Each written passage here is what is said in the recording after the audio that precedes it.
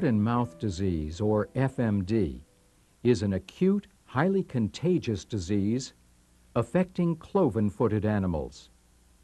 The disease is characterized by vesicles or blisters in the mouth, the feet, and on the teats of lactating animals. This videotape presents the progressive clinical signs of FMD in beef and dairy cattle. The clinical signs of this disease were demonstrated in two different settings. In the first case, this cow was infected by an intradermal lingual inoculation. In a different setting, a group of mixed animals, a single pig was inoculated. All the other animals in this group became infected by contact, breathing the infected aerosol produced by the pig. First, we'll examine the clinical signs produced through direct inoculation. The disease progresses rapidly. Only one day after inoculation, the dairy cow is opening and closing its mouth and sticking out its tongue because the tongue is sore. There is some drooling. This foamy saliva around the lips is characteristic for acute FMD. The smacking sound, or tongue sucking, is a classic sign described by observers of natural outbreaks of FMD. The cow has also developed foot soreness, as suggested by the movement of her rear feet. The animal is alert. Again, she is shifting her weight on her rear feet, indicating some soreness. The cow was tranquilized for a close examination. The blanched interdigital skin is a result of vesiculation. Note how easily the vesicle is punctured. This fluid and vesiculated epithelium are excellent diagnostic materials. It is surprising, given the amount of vesiculation on the feet, that this animal did not show more lameness. If you suspect feet lesions, it can be helpful to tranquilize the animal so that the feet can be closely examined. On the tongue, the center raised area is the site of inoculation. For the whole width of the tongue around the raised area, the epithelium is blanched and areas appear raised. This entire blanched area is vesiculated. Note how the epithelium can be moved when pressure is applied to the blanched area. The upper part of the epidermis has been detached from the basal layer by the vesicle. Over the blanched area, the epithelium forms ridges. This closer view of the site of inoculation shows raised areas filled with fluid on the right and at the top.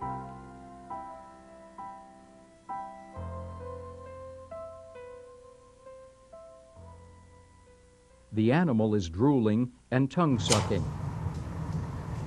Kicking movements and shifting weight clearly indicate sore feet. The area of white skin is an interdigital vesicle. The vesiculated area on the tongue has broken. Note that there is a wide blanched area proximal to broken epithelium. This area of broken epithelium is an erosion because only the upper layers of epithelium are affected. The stratum germativum is still intact, so if no secondary infection occurs, the lesion heals quickly.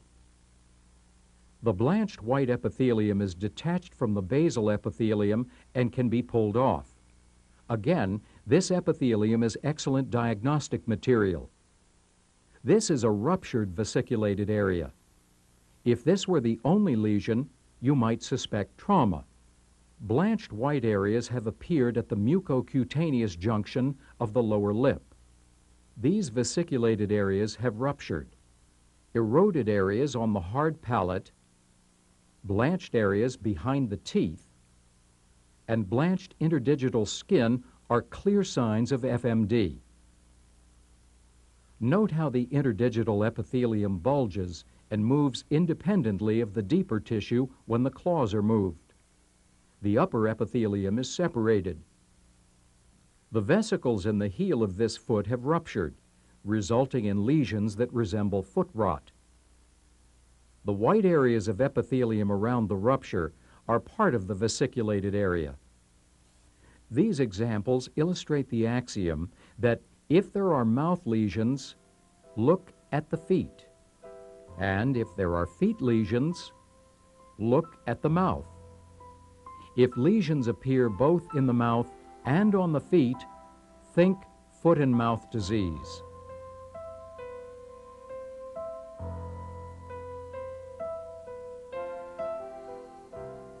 This is a classic scene of FMD, a ring of saliva on the floor from a drooling cow. The animal appears to have lost a considerable amount of weight. She is tongue-sucking and shifting her weight from foot to foot. The foot soreness seems to be increasing. Note the white vesiculated tissue in the interdigital space. The animal has rapid shallow respiration. Remember that the vesicles are just one part of this systemic disease.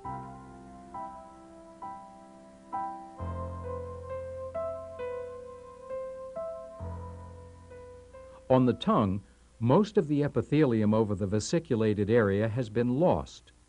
Some loose epithelium remains around the edges of the lesion. The anterior part of this lesion in the mouth is still covered with necrotic epithelium. The blanched areas on the lower lip have eroded. Necrotic epithelium covers the lesion beside the dental pad. This close-up shows the lesion beside the dental pad. The white area in the interdigital space is epithelium from a broken vesicle. Note the loose fragments of epithelium. This ruptured vesicle is in the interdigital space of another foot. The epithelium on the heel is white and folded. This is a ruptured vesicle. The animal's teats are also affected. This cow is lactating. This vesicle surrounds the sphincter of the teat. Histologically, this is usually accompanied by a lesion in the epithelium of the street canal. This allows bacteria to enter and cause a secondary bacterial mastitis. Obviously, inoculation is not the common means of infection with FMD. To demonstrate the progress of the disease as normally contracted, a single infected animal, a pig, was introduced in this group of mixed species.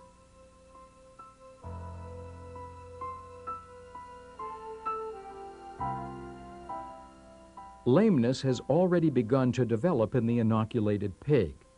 All the other animals still appear to be normal.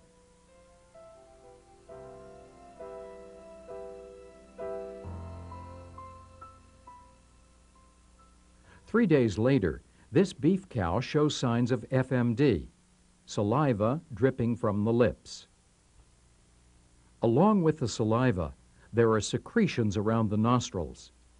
The animal is not cleaning its nose with its tongue. The edges of the lower and upper lips show large blanched vesicles. These are white foci in the mucosa of the lower lip and gingiva. This vesicle is on the gingiva adjacent to the dental pad.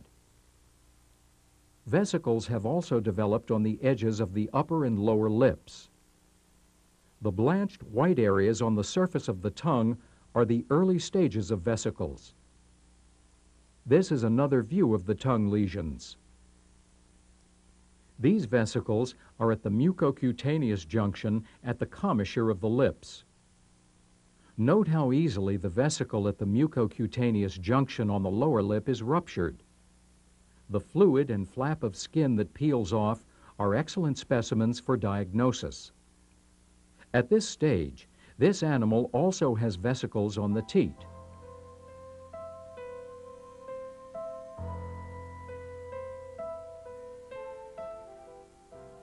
By the next day, 2 of the tongue lesions have broken. The other lesions have enlarged. The vesicles on the gingiva of the dental pad have ruptured and now are erosions.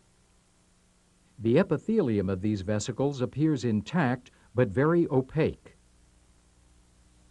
The vesicles on the upper lip have ruptured and formed a large eroded area. A tag of epithelium is still present. The white foci in the mucosa of the lower lip are necrotic epithelium and are eroding. The epithelium in the interdigital cleft is white with a broken area. The whole area in the interdigital cleft is vesiculated, and one vesicle has ruptured. This flap of epithelium is a piece of the vesicle. It appears that there are multiple vesicles in the interdigital area. Multiple vesicles on the teat are a bit unusual because this animal is not lactating. The susceptibility of the teats to vesicles may be associated with the stage of the cow's estrus cycle. Vesicles have also developed on other teats.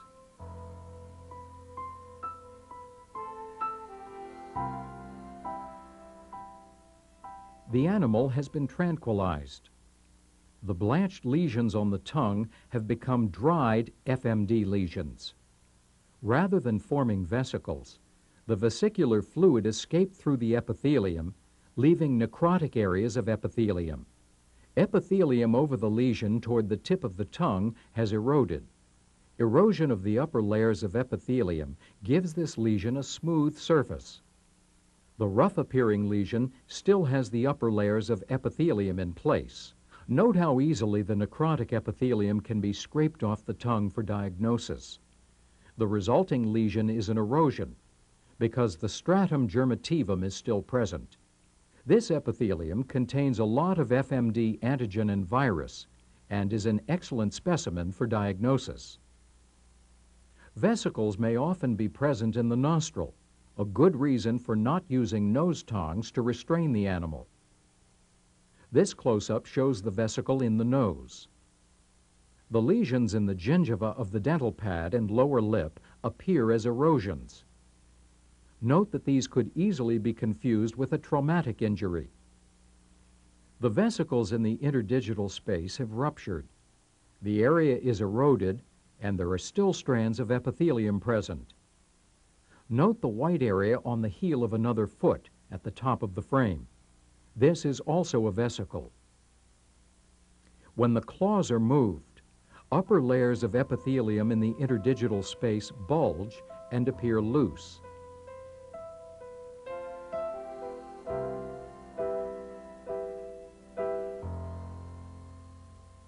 This animal has been tranquilized. The epithelium that has not eroded over the FMD tongue lesions appears necrotic, and the lesions have become more demarcated. This view shows the progression of the vesicular lesions on the lips. The vesicular areas are eroded. This eroded area is in the gingiva of the dental pad. The smoothness and color suggest that healing is already taking place, less than a week after the first signs of disease appeared. The mucosa on the lower lip is necrotic. Note how easy it would be to fail to associate the lesion with an FMD infection. At this late stage, erosions at the mucocutaneous junction on the lips are accompanied by healing lesions on the gingiva of the dental pad. This exudate around the eye is also a sign of the disease.